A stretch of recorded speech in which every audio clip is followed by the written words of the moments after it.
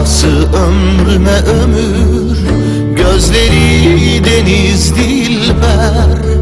Ah bir el ver, bir el ver de yaralarımı sarayım.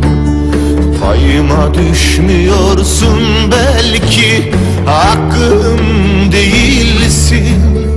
Yine de gel, bir senin yanında ben olayım.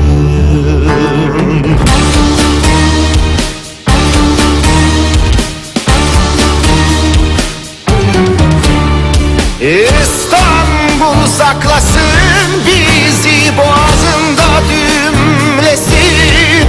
Kimseler göremesin, bulamasın ikimizi. İstanbul saklasın bizi, boğazında düğümlesin. Kimseler göremesin, bulamasın ikimizi. Kuralına uymaz hayatım, biliyorum uyuduğumuz uykular. Denizine sor içimi bu şehrin, kifayetsiz tüm şarkılar. Kuralına uymaz hayatım, biliyorum uyuduğumuz uykular.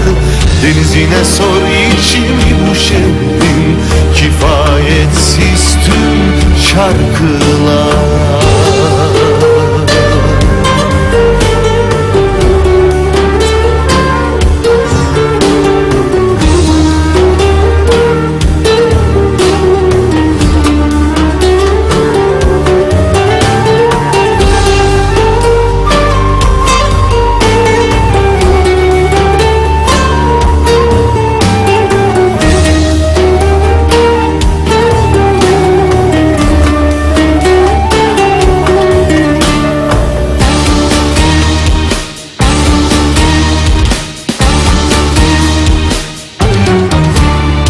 İstanbul saklasın bizi, boğazında düğümlesin.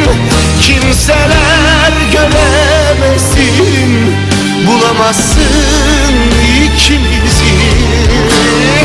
İstanbul saklasın bizi, boğazında düğümlesin. Kimseler göremesin, bulamasın ikimizi.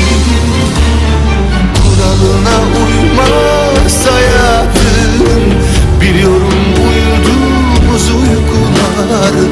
Denizine sor içimi bu şehrin, kifayetsiz tüm şarkı